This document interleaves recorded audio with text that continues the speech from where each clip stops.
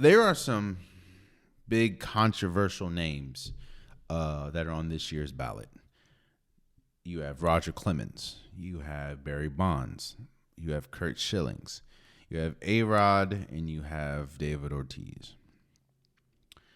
Outside of Curt Schillings, every single one of these players has been connected to steroids. Curt Schillings is just, he's a horrible person. Now, he was an incredible baseball player, but he's just a horrible person as far as some of the things that he said about, politics and people outside of baseball has been conservative, to say the least. But baseball player, he's a great baseball player. So I always say this. I don't know who said this, but these aren't my original words, but I loved it so much that I took it and I kind of put it with whenever we have this conversation about Hall of Fame. To me, the way to tell if a person should or should not be in the Hall of Fame is simple. Can you explain, someone that's never seen the sport in 10, 15 years, hell, someone now, if you sit down and try to explain whatever sport it is and the history of whatever sport it is, can you leave these people out and not do the sport an injustice?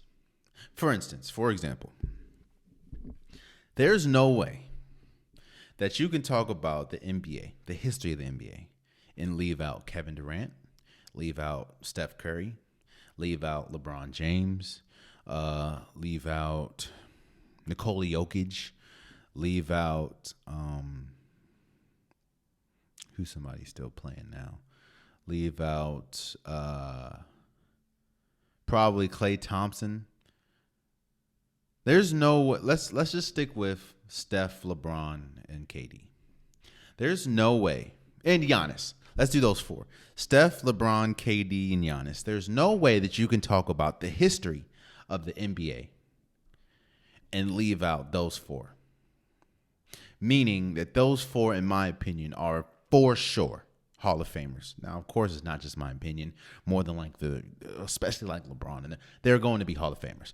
But there's no way that you can leave them out. NFL, there's no way that you can leave out Aaron Rodgers. There's no way that you can leave out Patrick Mahomes. There's no way that you can leave out Tom Brady. There's no way that you can leave out, give me a fourth. There's no way that you can leave out Julio Jones. No, yes, you could, but he's still a Hall of Famer. There's no way that you can leave out Tom Brady, Aaron Rodgers, Patrick Mahomes, and let's say Aaron Donald. There's no way that you can leave those four players out when talking about the history of the NFL, meaning that they're Hall of Famers. It doesn't matter what we talk about Big Ben for a while and all the off-field controversy that he's faced. But there's no way that you can talk about the history of the game and not talk about Big Ben. He's a Hall of Famer. There's no way you can talk, even though the controversy that happened off the field, there's no way that you can leave out Michael Vick. He is a Hall of Famer, in my opinion. Back to the Hall of Fame, MLB Hall of Fame. There's no way, if you want a solid picture of what baseball is, there's no way that you can leave out Barry Bonds, Rodger Clemmons, even though he's a piece of ish, Curt Schillings, Arod, and David Ortiz. Now, this is before. This is all before, because I'm filming this before the inductees. So all of them could, but how it's looking like right now, Rodger Clemmons and Barry Bonds more than likely will be left out again. I understand about the whole steroids thing. I get it. It's hard to award someone that had a competitive advantage, an unfair advantage against everyone else in the league, and of course profited off it as far as, record books and everything. I get that. But you're talking about a sport and an era where over 90% of the players were taking steroids. The only reason why Rodger Clemmons and Barry Bonds were so huge is because they had such a huge impact. Barry Bonds is one of the greatest baseball players the world has ever seen. Rodger Clemmons is one of the greatest pitchers the world has ever seen. And I get the whole conversation about steroids. But it's not like they're the only two that were taking it. Now, I know it's not, well, if Jimmy and if all your friends jump out, that means you have to jump. No, I'm not saying that. But if the world is pretty much jumping, it's like, all right, well, you might got to do it. It may not be as serious as, because I'm sure there's a lot of people. There was so many people back then taking steroids.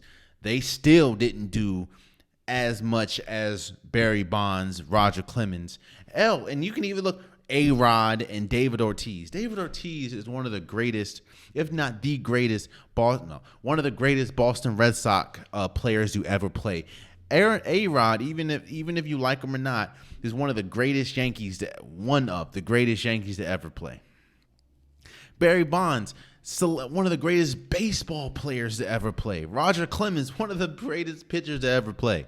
And more than likely, Clemens and Bonds may not make it to the Hall of Fame because of steroids.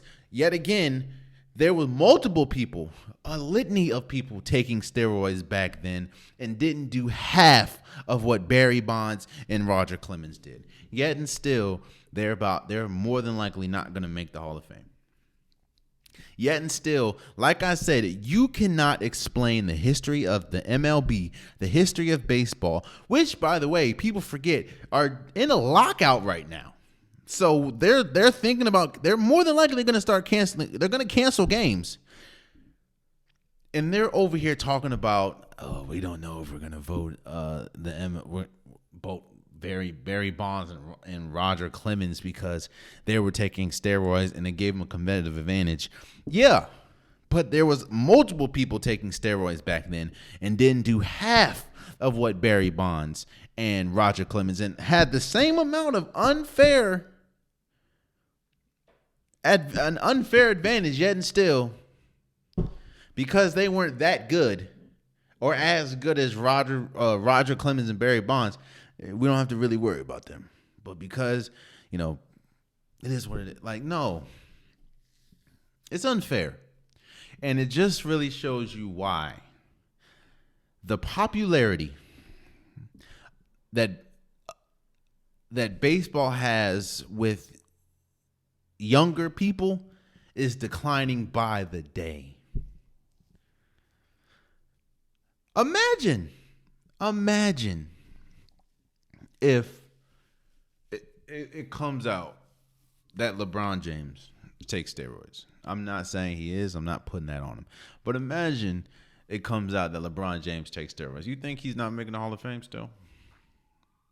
Imagine if it came out that Steph Curry was taking steroids. You think he's not making the Hall of Fame? Imagine if it came out that Aaron Rodgers was taking steroids. You think he's not making the Hall of Fame?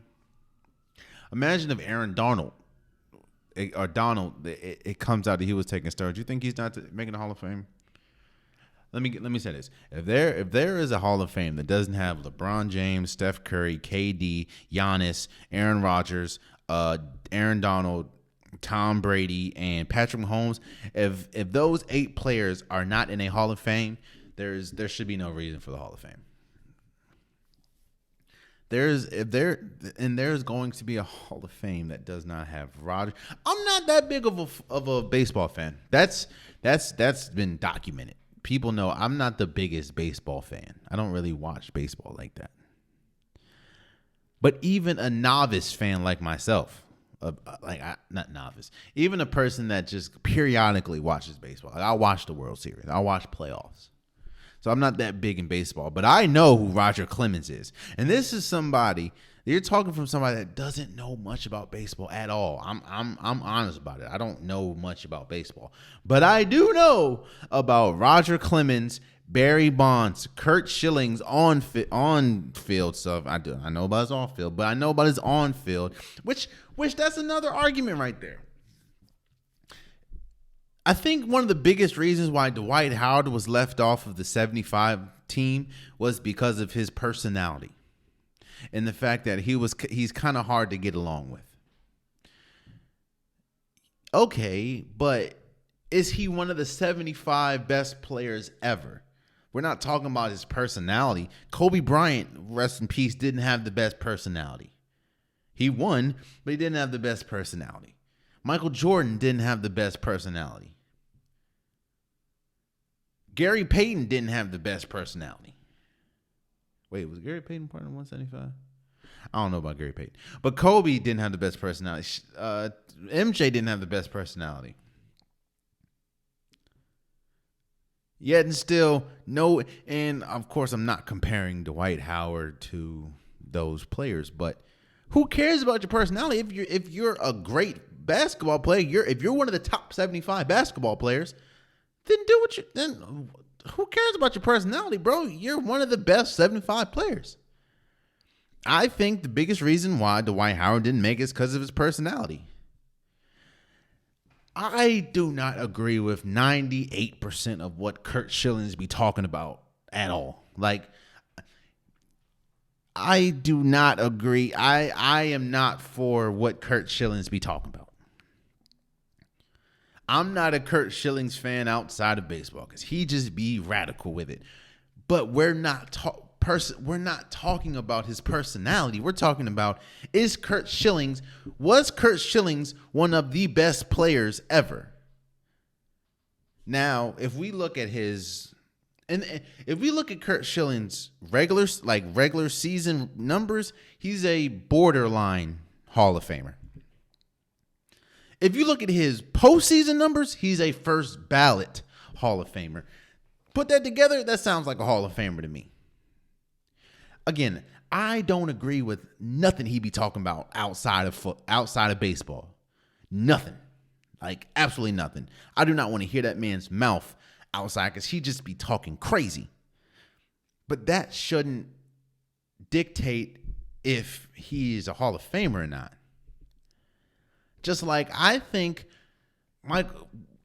once he's eligible, if he I think that the questions about Michael Vick and the whole dog thing. But it's still Michael Vick. It's still Michael Vick, man. So that's all I'm saying, man. A Hall of Fame that does not have Rodger Clemmons, Barry Bonds, Curt Schillings, Arod, or David Ortiz is not a Hall of Fame that's really credible, in my opinion. So.